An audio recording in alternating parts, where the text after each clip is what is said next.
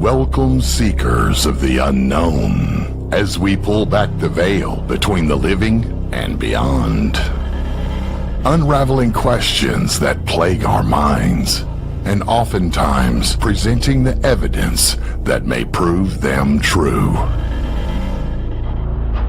Let us take you on a journey where paranormal becomes normal, and where what is right behind you just might be echoes of the afterlife or something more.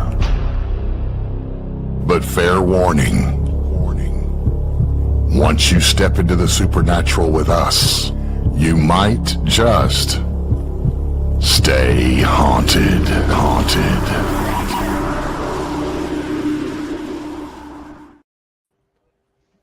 Hello, everybody, and welcome back to Stay Haunted. It is a cold-ass Monday. Cold.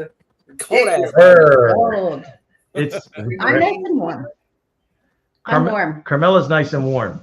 I won't flick my shoe up, but my feet warmers on. Oh, My feet warmers. Throw them in the microwave and you got instant warm feet. oh, nice. And they smell like lavender. Not making me sleepy, but Nope. you know, nothing makes me sleepy. Andres is sitting at 5 degrees in Perrysburg right now. It's Are you cold. over by here? Oh, you have your gas, your Your gas heater, your fireplace. fireplace. Thank you. Fireplace, yeah. Well, in the other room, so Right. Right. Yeah, not in her office. yeah.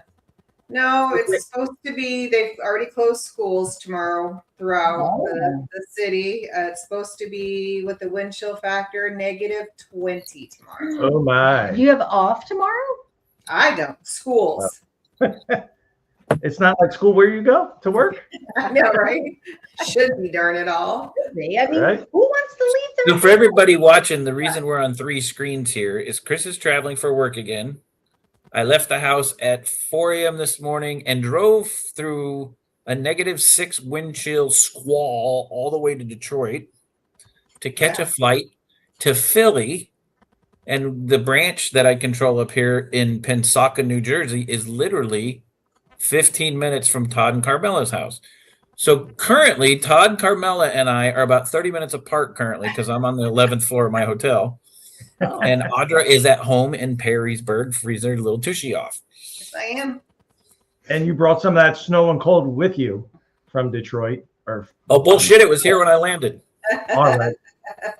I told you, I said, yeah, we got 3.5 inches of snow yesterday, and then it's a little chilly, not as cold as in back home where Audra is. Mm-mm. It is But cold. it's cold. It's I think it's close to 20, maybe in the teens now. So Yeah, it was I think 14 with I think wind chill of like 2 all day today. It was Oh, it's a good number too. So how was your weekend? exhausting. What we Yeah. do? We did like family stuff all over the place this weekend. It was typical. Well, I got home from Boston about 12:30 Friday afternoon. Then we did our normal Friday at the Mexican for happy hour. Okay. And then Saturday was my uncle's. We celebrated his birthday at a really nice steakhouse. But then, gosh, it was Sunday was errands, and we went over to my sister's house to kind of help her out since her stupid boyfriend just up and left her. Oh boy. And took groceries and everything. So, Stop.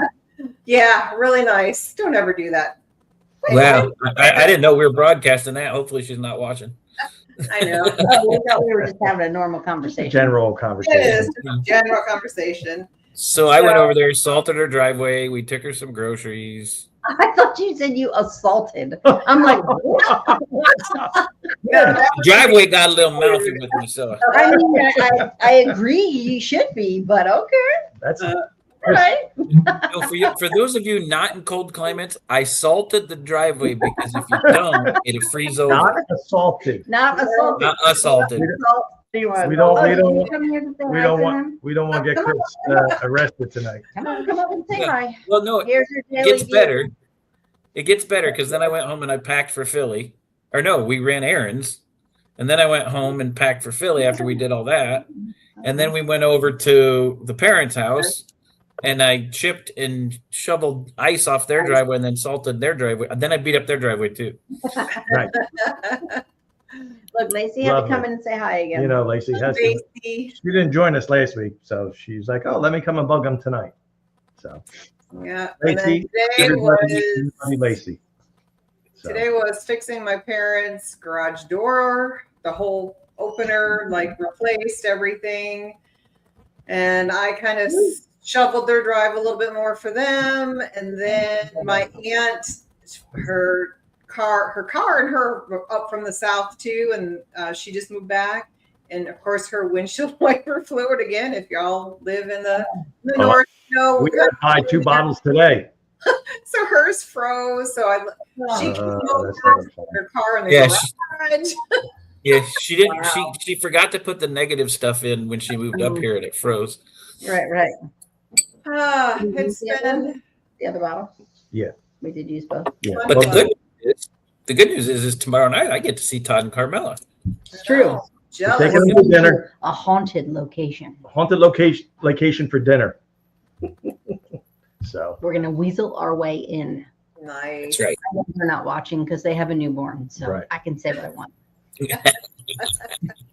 So, what did we do this weekend? Yeah, you guys, Todd and Carmela. Hopefully it was more relaxing. I think it was relaxing, right? I think it was. Yeah, I don't think we did I don't think anything. honestly, I don't think we did anything think we except did. for today. We went to the hospital to visit our niece who just had a little baby girl last night. Yeah. We were great aunt and uncles again. Yeah, and uncles. But what did they ask you at the hospital? What did they ask? Oh, is this Grandpa? I said, oh no, he's Not Santa. yet. He's Not Santa. yet. I'm sorry, he's Santa. I'm Santa. I'm great uncle. Not grandpa But she yet. was quick though. She was quick to answer. Oh, great uncle then, and Yes. he's like, yes, great uncle. That's That's funny. funny. Yeah, that was great. So that was basically our weekend. We had enjoyed the snow, Thank watched the you, snow thank all you. weekend and stuff. So Thank you, Raul. thank you, Raul. Thank Hello you, to everybody in Melissa. chat. I know. Good Thanks, turnout. Steve. Mary Beth, I'm starting to sweat. the normal crew. Well, you got to take your foot warmers off. My foot's. She's We love starting our to sweat from her heated foot slippers. I says, well, you got to take them off then. Hey, real quick, guys. Everybody, put Race in your prayers. I just got a message from him. He's apparently in the ER again. Oh no. Yeah, he didn't tell me why, but he's had some health issues over the last year. Race, for everybody watching, Race is our program director for UNX. He kicks us live to their audio and stuff every week. But apparently he's in the ER. That's why he couldn't join us before the show. So everybody do some right, prayer Ray. shout outs for Yeah, Race. that he Ray. gets- Everybody yeah. say a prayer for Race. Send him well wishes, good vibes. So, Good vibes this But- way. alrighty then. Well, enough about us. Yeah. Let's get to our awesome special guest this evening. Right. So, guys, tonight we got a real special guest. We got Tim Shaw. He's a psychic medium, author, speaker, investigator, and paranormal collector. I am not going to read his whole bio because it would take the rest of the show because this guy is phenomenal. But I'm going to hit some parts of it. Tim has been a lifelong researcher in the fields of the paranormal and metaphysical, growing up in the Western New York State and having relatives in the Lilydale Spiritualistic Assembly, a spiritualistic community. It was only natural for him to develop an interest in the metaphysical fields, having been brought up as Roman Catholic and a spiritualist. Gave Tim great insights into the miraculous as well as the phenomenon of the worlds around us. Tim is a median with the National Spiritualist Association of Churches, the Omega Institute, and the Priesthood of I'm not going to pronounce that because I don't want to mess it up. He's a successful author, lecturer, media personality, photographer. He's penned Ghost of Buffalo, Mysteries, Murders, and Mayhem in the City, The Nickel City, The Dogma of Me. There's a bunch in here, guys. It's in the bio. Look them up and make sure you purchase them. Tim has also sought out and consulted and appeared in movies and television for the Discovery Channel's Ghost Lab, Sci-Fi's Ghost Hunter, Spikes, Ghost Ops, Destination America's Paranormal Lockdown. Good Lord, Tim, you have done a lot. I But know. most recently, he has appeared on the network shows A Haunting to Return to the Bergen House, The Adam Street Haunting, which is an episode on Steve Skippy's Haunted Sigma series. He's a radio and podcast host on the Psychics Next Door Curiosity Radio, and he has also got a vodcast Where did it go? Sorry guys, it's a long bio. Tim does a lot of stuff. The Black Cat Lounge. That's it. Black Cat Lounge. Guys, I'm going to let Tim tell you the rest because then I don't take up the whole show. So we're going to invite Tim S. Everybody say hello to Tim Shaw. Hey guys. And Thank- and the one thing you did forget was I am chief cook and bottle washer here. That's there you go. right. That's a high. Thanks for inviting me on, guys. We Thanks appreciate for you coming being on. As I think when I reached out to you, Tim, you were like, yeah, come on. I'm happy to come on and talk shop with you. So we are most appreciative to have you on. Well, you know, it's always fun because I know, I mean, the Black Cat Lounge has been around I think 25 or 26 years. And I just enjoy not having to be on your side of the microphone. It's fun to be on my side of the microphone for a change. So I when you guys reached out, I said, yeah, absolutely. Let's just try to get a date. Yep. Right. Fantastic. That worked. So Tim, we're going to touch base on all the things that you've done, but the one thing I always like to do with the audience is you've been a lifelong researcher in the field of paranormal. You were part of the spiritualistic community with your family. Mm-hmm. Tell them what drew you into the metaphysical and the spiritual side and the investigator side of the paranormal that got you hooked. Well, it's real simple. Spiritualism has been in my family since the golden age, the 1880s. And I was brought up Roman Catholic. And there's a lot of things that aren't really taught in Catholicism, especially going to parochial school back in the 60s and 70s. Mm-hmm.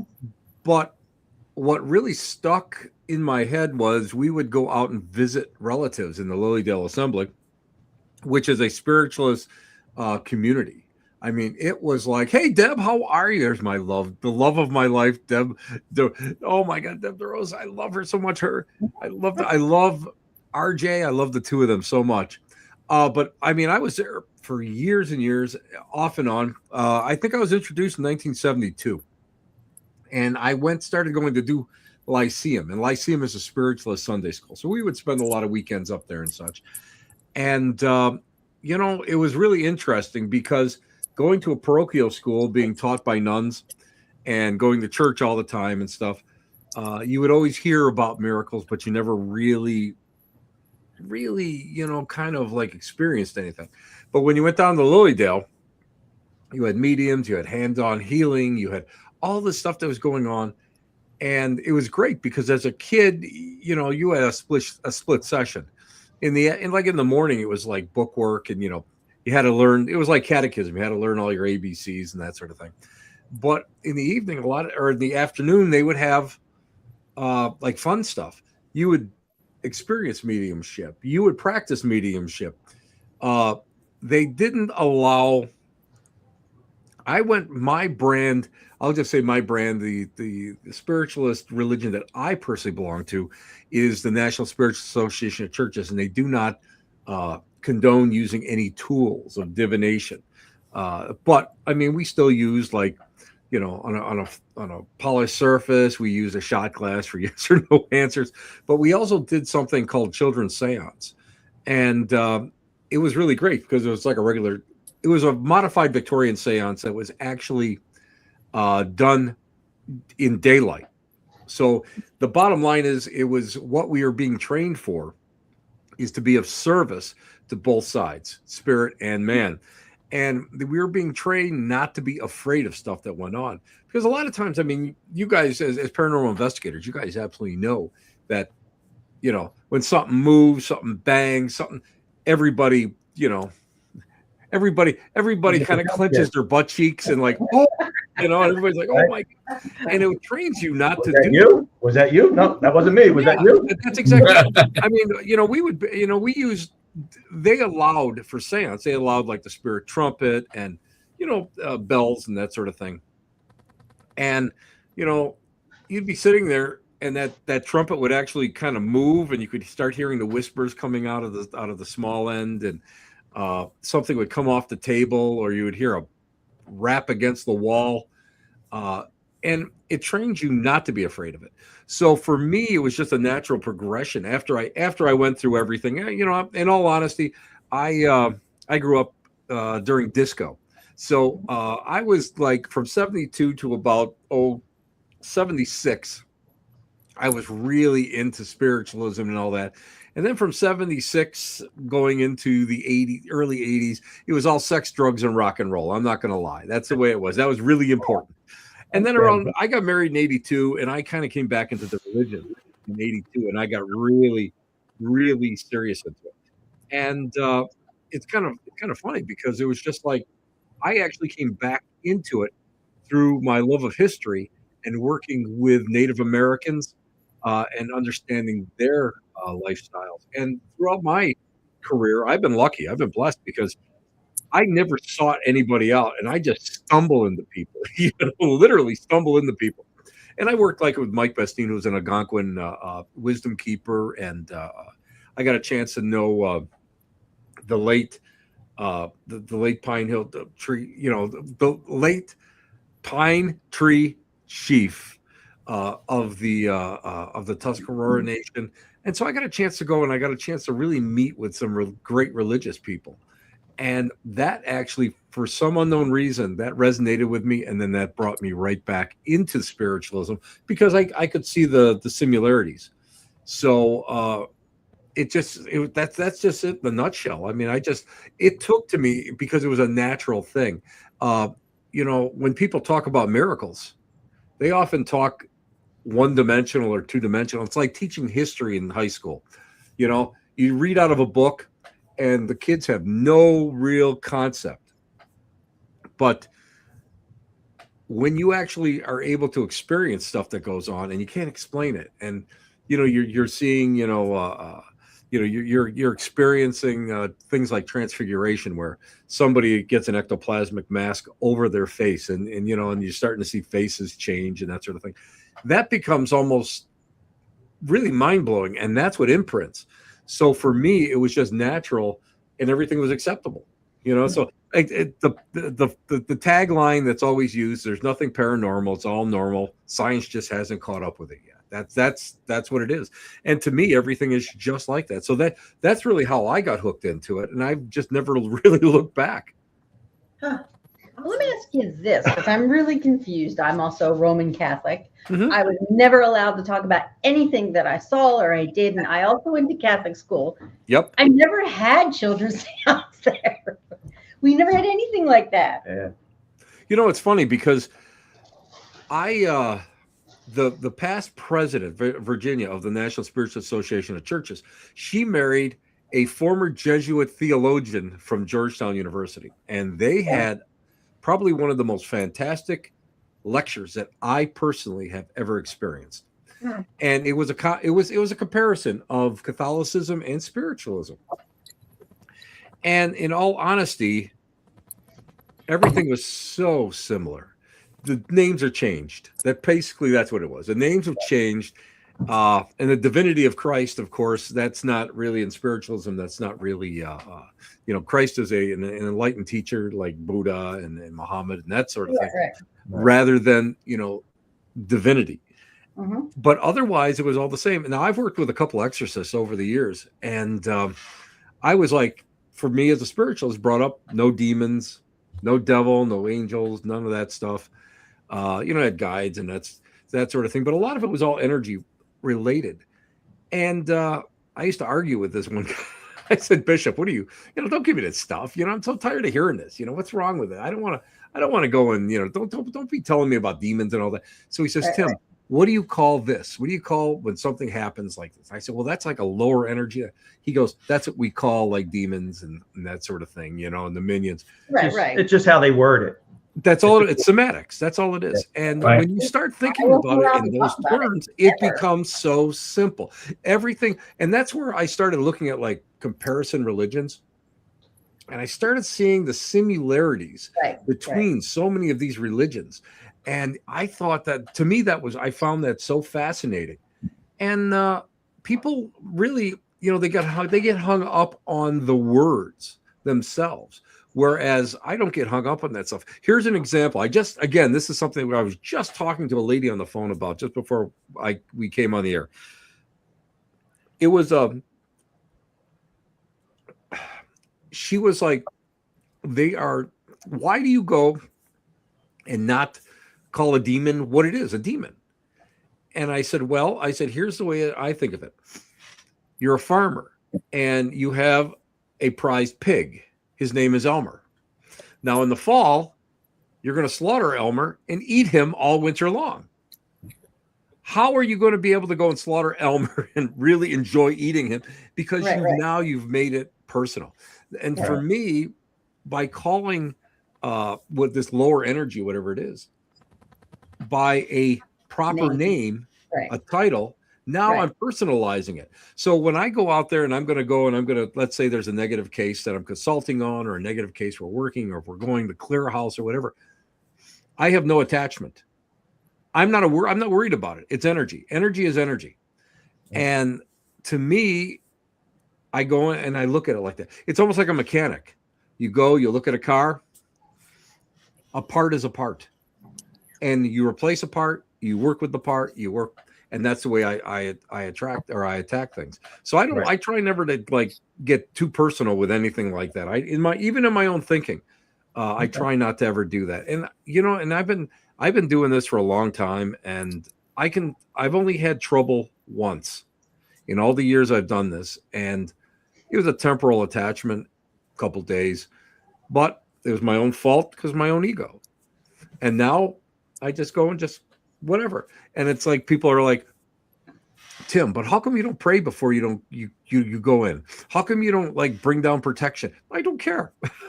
I know it's not gonna attack. It's not gonna attach to me. You're not giving it. What's Chris? What do you say? You don't give it.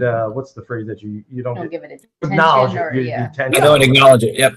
Yeah. Well, I knew the late Ray Buckland really well, and Ray taught me a lot of things. And Ray, in case anybody doesn't know, Ray was instrumental in forming the Wiccan religion here in the United States. He was from England, and I knew him during these Lilydale spiritualist days, towards the end of his life. And he said, "So you believe, so it is." And that's the way that I manifest in that way. I go and I kind of live my life that way. So if I believe it, it's gonna, believe it enough. But the secret is you have to believe it 100%. Because if you don't believe it that 100%, then that's your chink in the armor, and that's where you have problems. So I don't have a problem with that.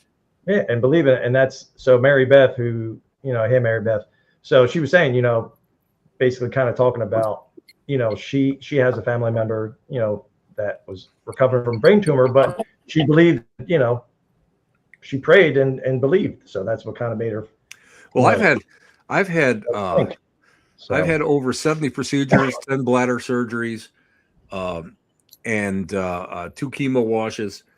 And you know what? I was my last surgery. I had to go in a couple of years ago, and they got to remove these polyps all the time because if they are fast acting. So my wife and I were both like, after I got through the initial shock, of course, now I got to go in again. Yeah. But we both felt the same thing. There's nothing there. There's going to be nothing there. So I go in for the procedure. Doctor comes out, goes to my wife, says, "I'm so sorry to have put the two of you through this. They're not there." And he knew what I did because I had to do an investigation of his house. That's a long story. But he says to my urologist, said to my wife, "Well, you're into that woo-woo stuff." He goes, "I should have known." So I'm a firm believer in it. And you have to have belief in something. And I think the problem with a lot of paranormal people is they're conflicted by their old beliefs and going up against like new thought and maybe what's going on. And I think they walk into a situation where they don't have that 100% belief system, and that's where they can sometimes get into trouble. And let's face it, you look out there in the world, and there's parasitical people as well as parasitical spirits, and they're looking to feed off of you, that energy. Parapsychical spirits are there to feed off that energy, and they'll do anything to go and, you know, get that high. So, I mean, if they can scare you in some way, if you get an EVP, let's say, and it says F you, if I didn't go out and get at least one EVP that said F you every time I've been out, I consider it a total total disappointment. But people will hear that and say, I don't want to do this anymore. And it freaks them. Yeah. And it's always in the back of your mind. You know, it's like, how many times have you gone and see like a horror movie, a nasty horror movie? And the worst part of it is always in the back of your mind. So then all of a sudden you're driving down some lone road and you're thinking about this, you know? You're freaking yourself out. But that's a lot of times that's what happens to people. And it happens with belief, unfortunately. That adrenaline gets a flowing, get you all worked up. Hey, listen. The number one most important piece of equipment that I have in my Parapack, extra underwear. Just to be on the safe side. Not gonna fool around with it. For Christmas this year, a shark kit.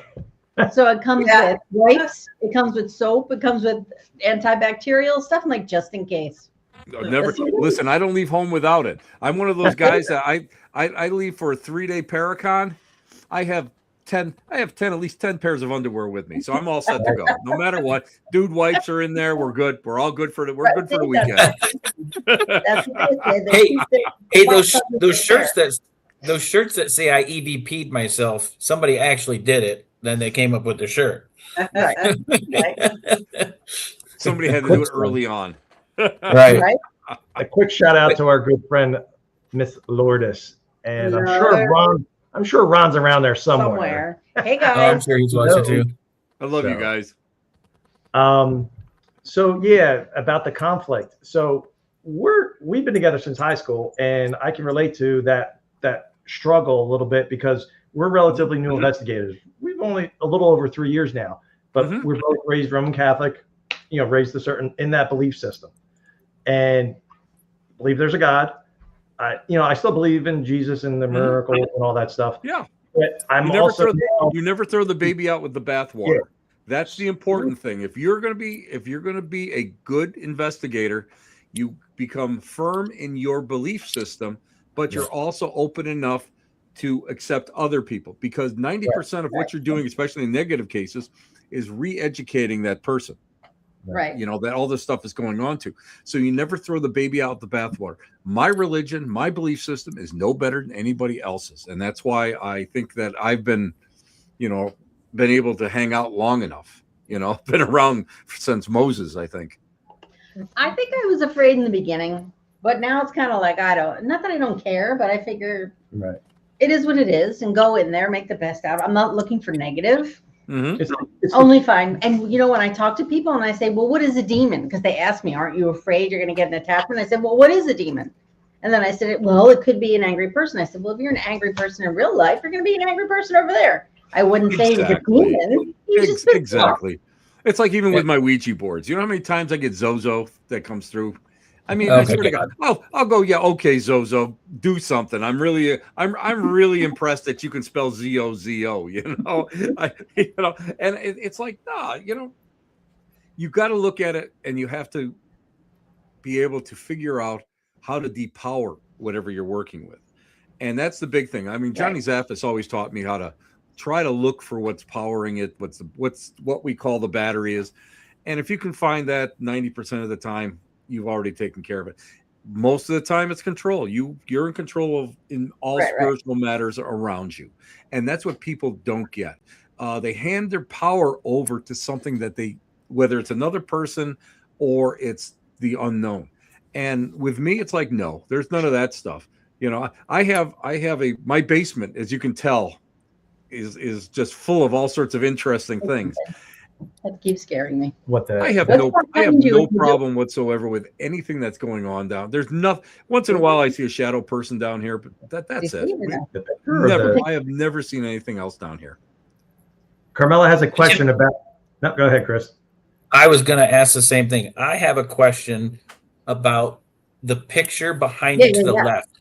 Yes. What's attached to that picture? Which? Okay, this is my right. Yeah. This one.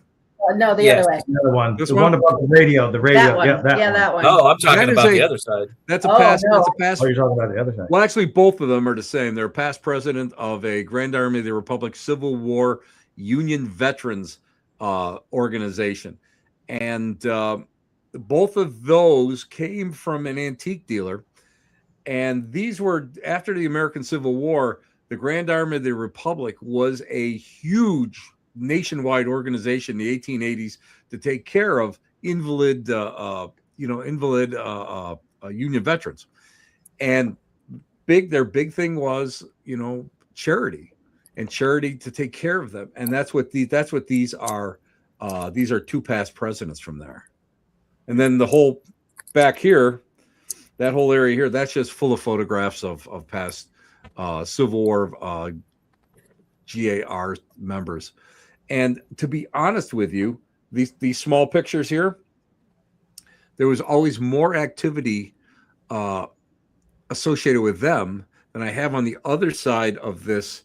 On the other side of this, the camera here, where I have like the haunted objects and asylum pieces and African effigies and all my hair jewelry from the Victorian age and that.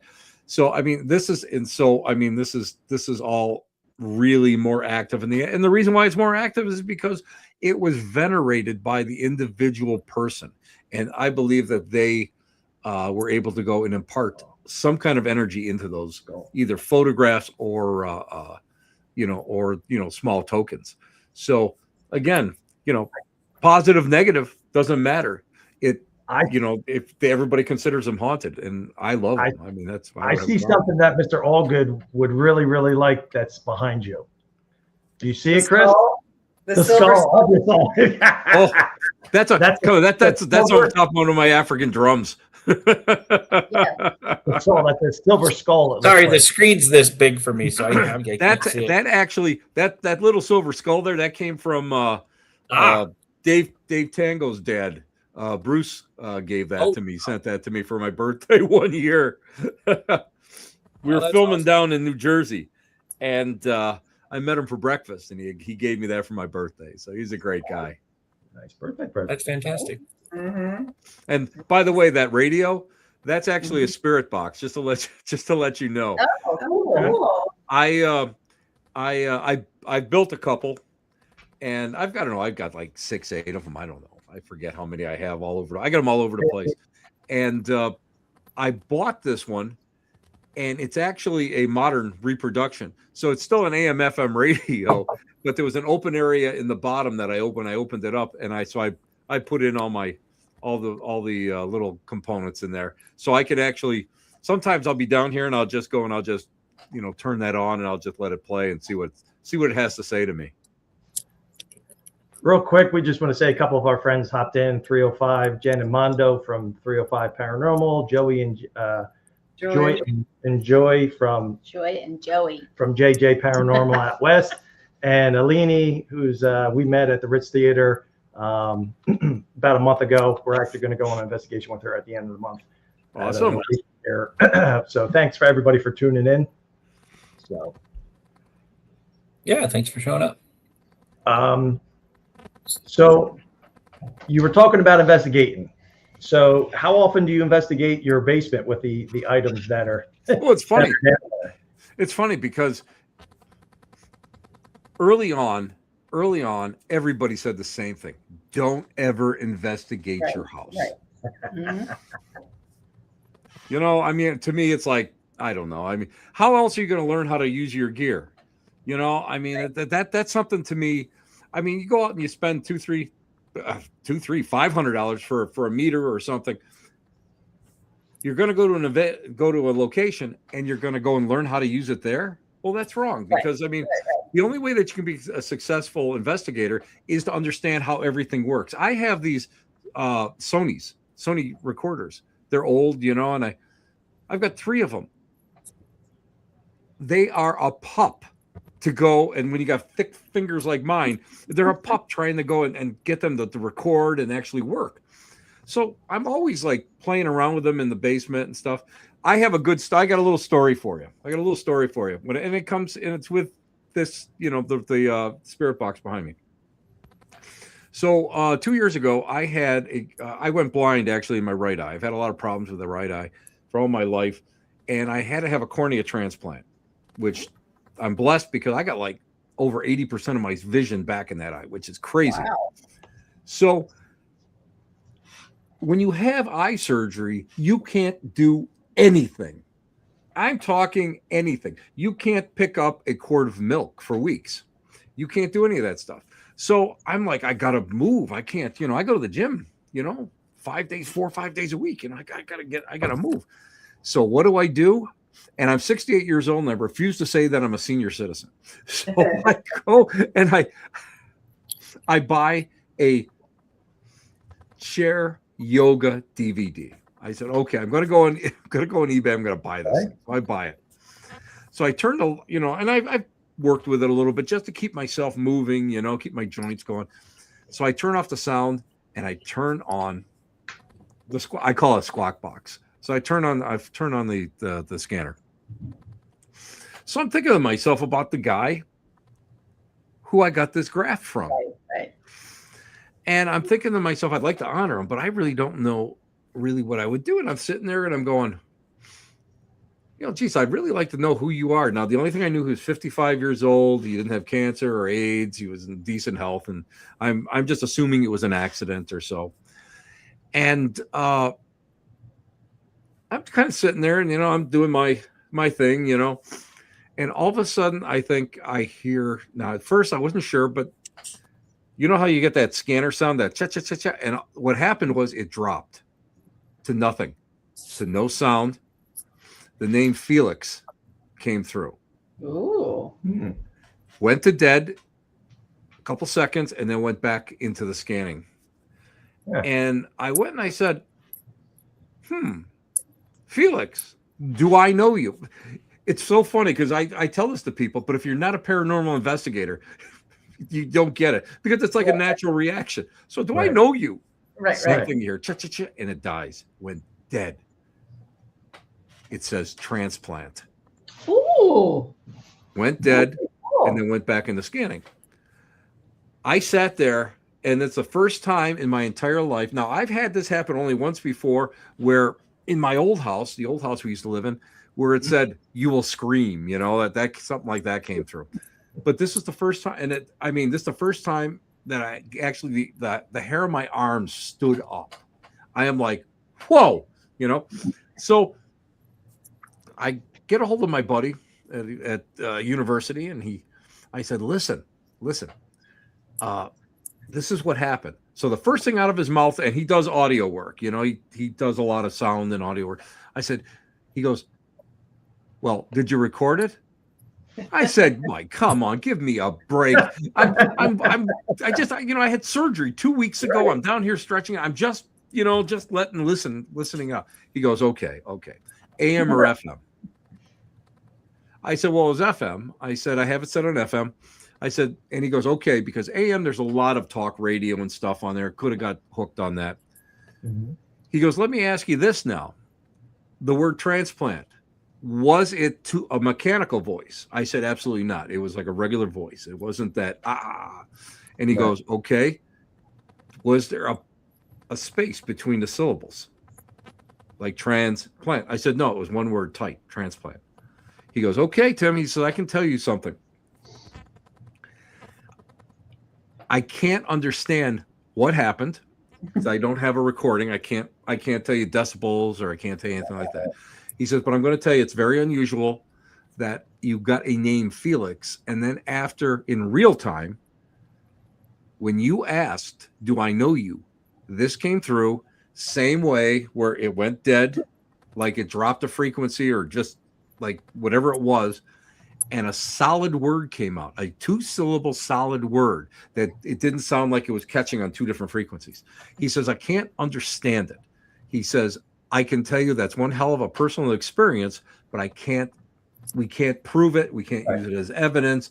But he goes, as a personal experience, that was amazing. At that point, I realized that, I think that this guy's first name was Felix. And that came through because you know, a lot of times you have to watch it because you're matrixing a lot of this stuff up here, you know, and sometimes you're hearing things and bringing it in.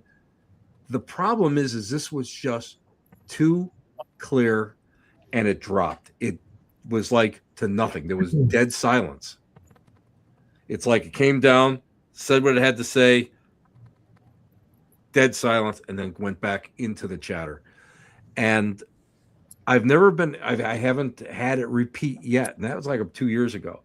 And so I don't know. At that point, I said, you know, there might be something to this stuff, I guess, after all, you know. But again, it was more of a validation for me that it showed me that whoever it was, or let's not even say whoever it was, that there's something beyond. You know, I mean, as a medium and all that, you get like all this other stuff, you know. Sometimes you get proof, evidential proof, but this was something that was almost tangible for me. So it it came at a point where I was sort of like wavering a little bit. My spirituality was wavering a little bit, and you have to question it constantly. And it was one of those time periods, and that just cemented it right back to me. So I know that there's something out there. So whatever is here, you know, whoever's little graft in there, I got to thank him, because man, you know, I never thought I'd ever get my sight back with that eye. Could you ever find out who that was?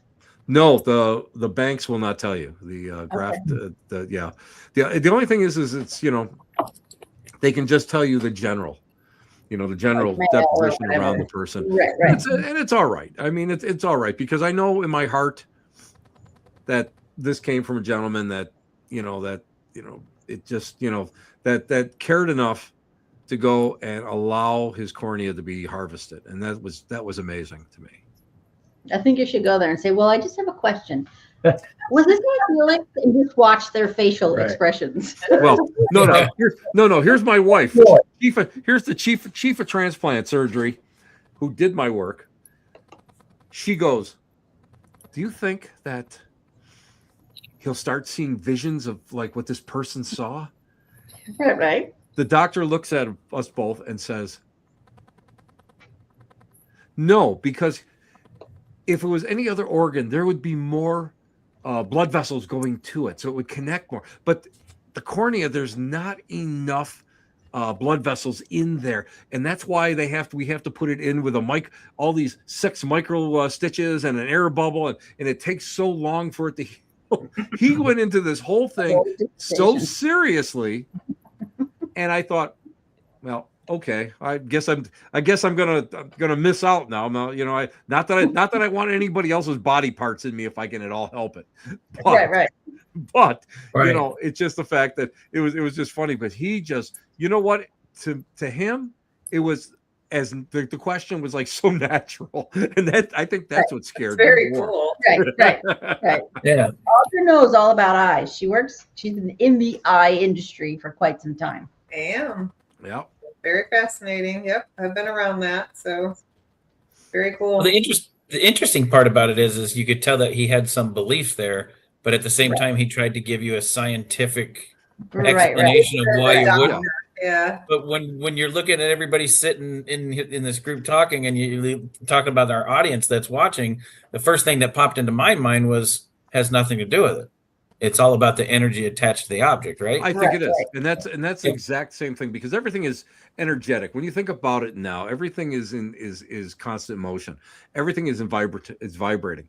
So I don't feel that it's that far-fetched. Now, it's just me, but I don't feel it's that far-fetched that we can affect these objects, like what's behind me. You know, this love or extreme hate or extreme fear. Something that is, I think that vibratory, cellular, whatever, I think it affects almost the DNA of the object of which, you know, you may affect. I have pieces here that from a child that loved this piece. She passed away from cancer, and she just loved to go in there and see this little compact. That's a little bear that she used to like to look at. And when she passed, the family, the parents actually saw her in her own room, looking at this piece. after she had passed. And the only reason why they got rid of the piece was because of the fact that they didn't want the rest of the kids to kind of freak out over it.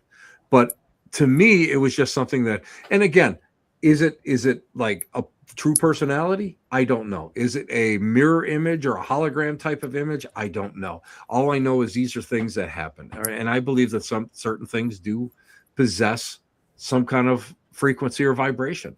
And I think that's where mediums pick this stuff up from. I think it's a lot of it all has to do with vibration. Friends of mine are very, very scientific orientated, and they're discovering that sometimes there's these little like mini flashes, and they kind of call them little mini wormholes. And when these things happen, all of a sudden there's phenomena that accompanies it. So we don't know. I mean, there's so much out there. So we can conjecture so much, but I think the sky's the limit. I think that's what's so fascinating about the paranormal field, that we get a chance to get out there and we get a chance to touch it and we get a chance to experiment with it in whichever way form you want. And that's what makes it so incredibly exciting. So Tim, I got a question for you. With all of your experience and everything that you've done and all your years in the paranormal and everybody that you've known, you have had to have done vast amounts of privates and vast amounts of public investigations. You've been into some intense stuff. What was your most profound experience? Simple. Working with an exorcist and 14-year-old girl. And we were there just to kind of make her sit in the chair. And we had her hands on her shoulder. And she, at one point, she just jumped and just like pushed two of us back into the wall. I'm 6'1", you know. At the time, I was about 260. Wow. She just threw us right into the wall, you know. Could that have been like massive amounts of adrenaline? Absolutely. Yeah. But I got to tell you, the timing was really interesting. Wow. Yeah, but I mean that can be like really, really intensive. I mean, I think for something that's not so huge, I think just the fact that, of sitting there and having, getting someone's loved one, get a name for them and be able to go and key in a little bit. That to me those are the simple pleasures. Those are the things that I find are far more important than any of the big stuff. A lot of people have asked me, I've written a bunch of books and stuff, but they've asked me, well, you never wrote about like these big things that you ever did, and I just don't. To me, the big things aren't what's very important. To me, it's all the small things. It's the small miracles every day that are far more important. To be able to go and bring solace to someone who, a widow who's lost her husband, or right. Somebody that really misses their mom or whatever. That to me is far more important than anything else that's out there, even in the paranormal world. Yeah, absolutely. Yeah, it's that personal connection and being able to provide that, you as a medium being able to provide that closure for that person, that comfort. To let them know. So Ron and Lourdes, right? So I love both of them. They are excellent. They are beyond excellent. I'm going to tell you right now. We're blessed to be close, all four of us are close, blessed to be friends with them, and we're in Jersey, so we're not that far, and we've been able to go to a lot of sessions with them, and some of the proprietary information that comes through when they do their sessions that provides comfort and closure to some of those. That's what it's about, like you talked about. It's so funny because, like I said, I've worked with. I mean, I think I forget. Somebody asked me how many TV shows I've been on. I don't really remember. I'm going to be honest with you. I don't. 13, 15. I don't know, something like that. And they asked me, well, you're out there and you're working and all this stuff. Isn't it like so like mind blowing? Well, it's mind blowing that this kid from Western New York, never expected any of this to ever happen to me. And, just to be able to go and rub elbows with these people are great and learn from them. But in all honesty, I mean, one of the best people I've ever worked with was Jack Osborne. And we had a pretty good intensive conversation one time about, you know, what's important in life. And he is like, first of all, he's a real deal. He really did know his stuff. Yeah. But second of all, I mean, he was just a nice guy. And that's what he felt was so important, you know, and, you know, he was big into, you know, like dreams. We were talked about his dream state or something, you know, and he just felt it was so important to know that there is something out there and there's something more, you know, there's something more to this. So, I mean, that to me is what's great. I mean, I think that's great. Plus on top of it, I get, again, you know, I've been blessed. You know, Andrea Perrin and Johnny Zaffis are two of my favorite friends, and Dustin Perry, who's, you know, he's just just a blessed guy. He's just a great guy. I get a chance to hang out with these people, you know, and there's nothing better than sitting down at the end of the night and just talking about all sorts of things. Right. You know, you usually have one night where you sit there and you laugh until you fall off the chair. And then you have a second night where, you know, you really get into the nitty gritty of what we're doing. And to me, I think that's so important. But like I said, it's all small things. To me, that's what's more important than anything else. So Chris asked you about your experience, kind of, you know, most relevant experience during the investigation. So you know, how we kind of connected, I think it was through TikTok. I think I had shared Yes. The EVP. So I wanted to bring that up. So that's my question to you. So Carmela had gotten, because we don't have the money to buy a DR60. So we got the Sony, the ICD ST25, and we had the best. I'm going to tell you what, I own 3 of them.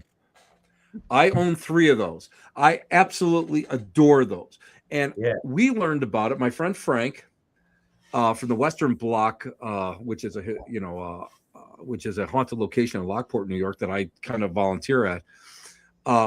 They heard about it from somebody. I can't remember who they heard it from, but we were talking about it. So then it was the big race, whoever could find one and buy it.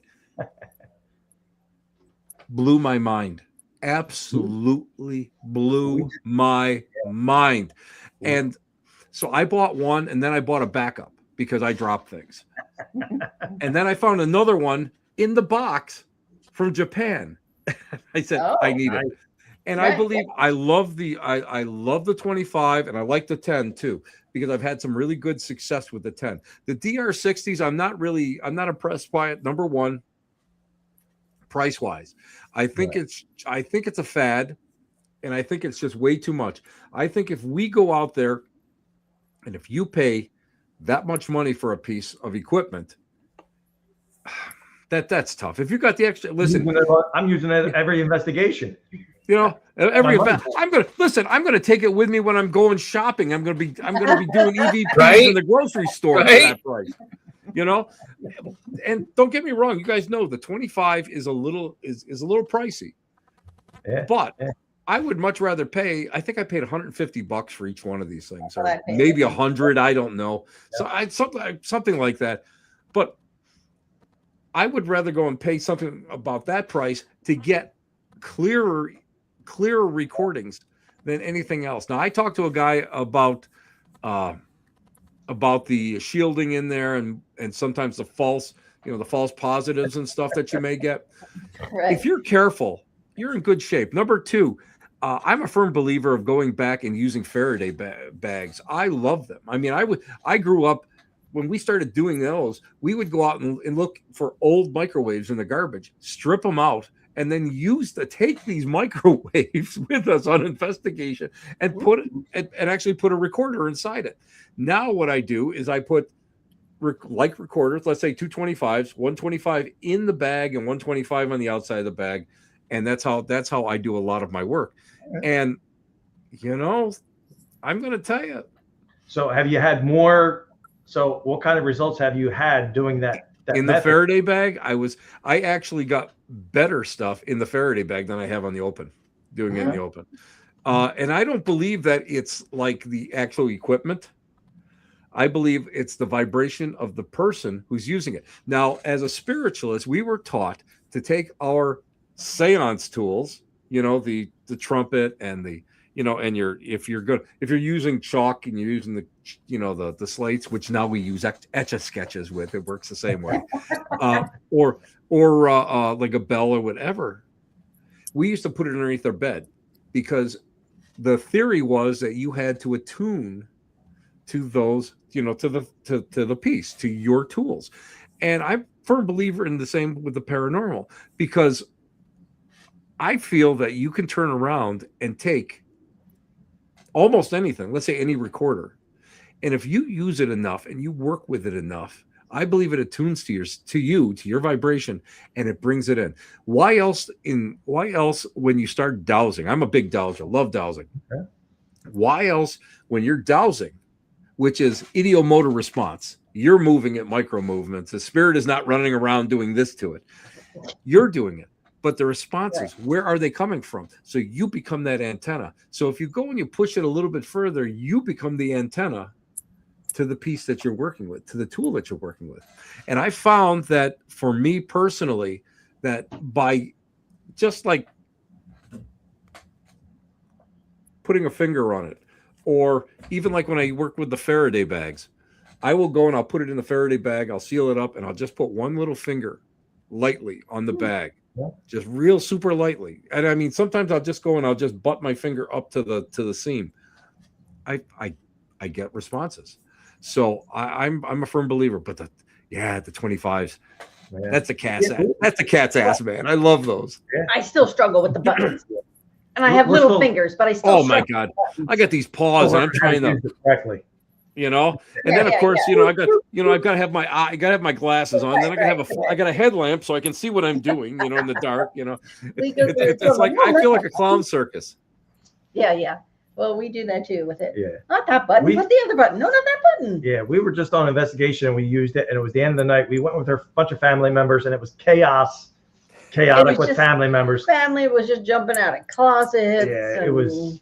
So It at was the just for fun. end of the night at White Hill Mansion, which is 10 minutes from us in Fieldsboro, we did an EVP session in the speakeasy, and our one son, when he asked, there was a little Lightning McQueen car on the back part of the bar. He's like, he comes to him, he asked the question, what color is the car? Everybody asked it. He got the response. You hear a little boy's we believe a little boy's voice. It's red. Mhm. I love. Played. Did you ever play the counting game? No. Everybody. What happens is everybody in the group will count. Let's say we'll count to 5, and we announce. Tell us the next number after we stop. And Okay. everybody go 1, 2, 3, 4, 5, 6, and we stop. Right? We kind of prearrange that. Right. And you wait 30 to 60 seconds. Always wait that 30 to 60 seconds. I'll never forget. I'm standing there with a 25, and you hear 7. I am like, okay, let's play this one back, because I could be matrixing this, right? Right. Yeah. Playing it. Everybody heard it. Weird Everybody day. heard it. That was like amazing. And That's that's when I realized at that point that was, for a older piece of equipment, I don't think twice about using that. Olympus are too. I got the coffin, like they call them the coffin boxes. Yeah. I like those too. I use those a lot. Awesome. That's great. Well, we have run over a little bit, but I want to make sure that you get to talk about your books a little bit, Tim. Oh, my books. Oh my God. You know what? Look for Tim Shaw on Amazon. I'm not even sure what's still available anymore. Out of 6 books, I know 3 of them are still available. I think the Dogma of Me is on Kindle. It's still open.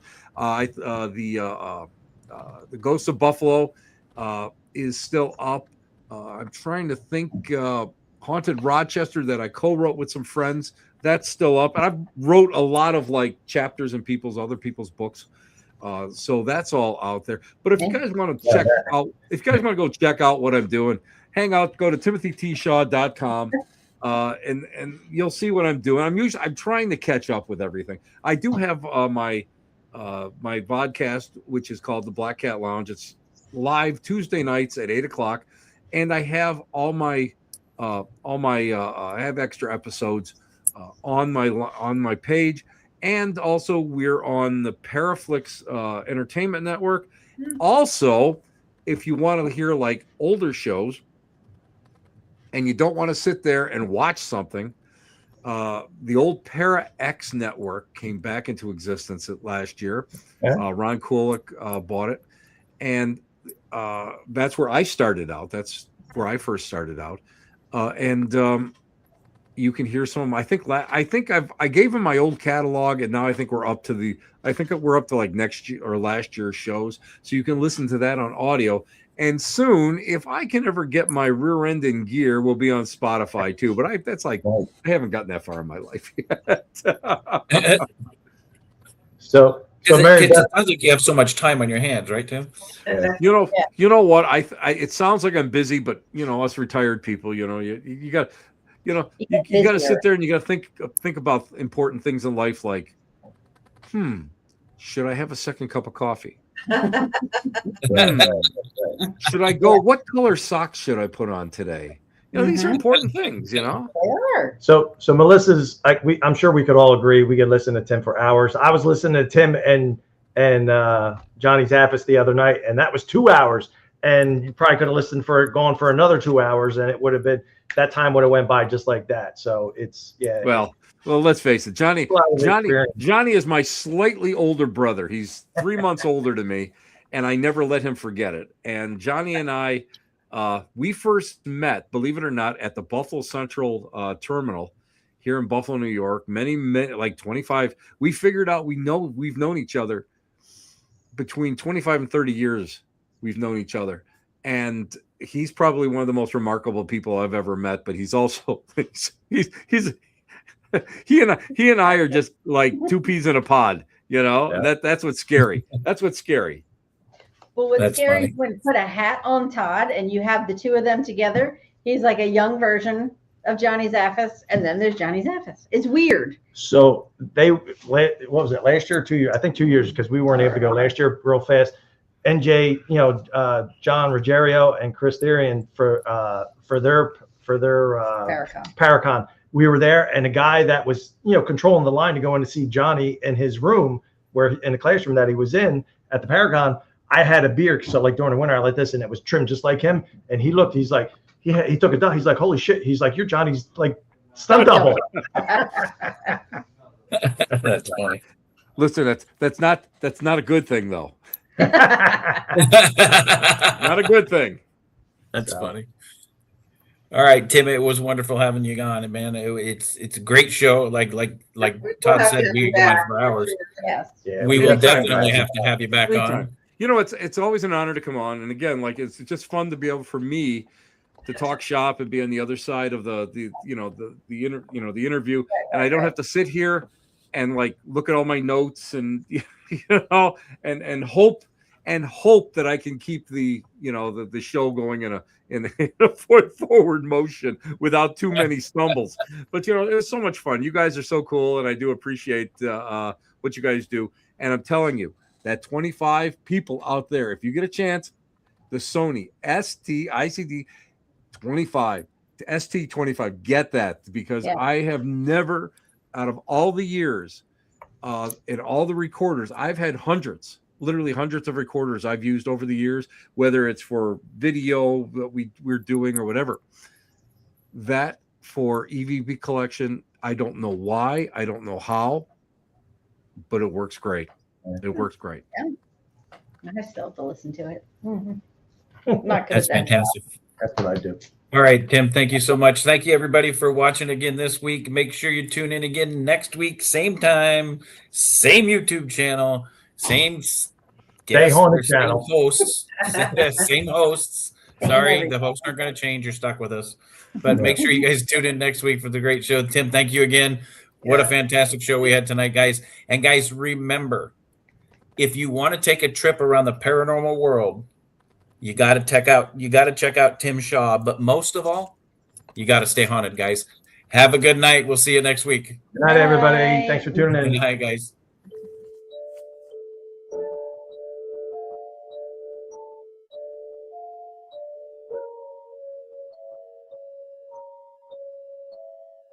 Thank you.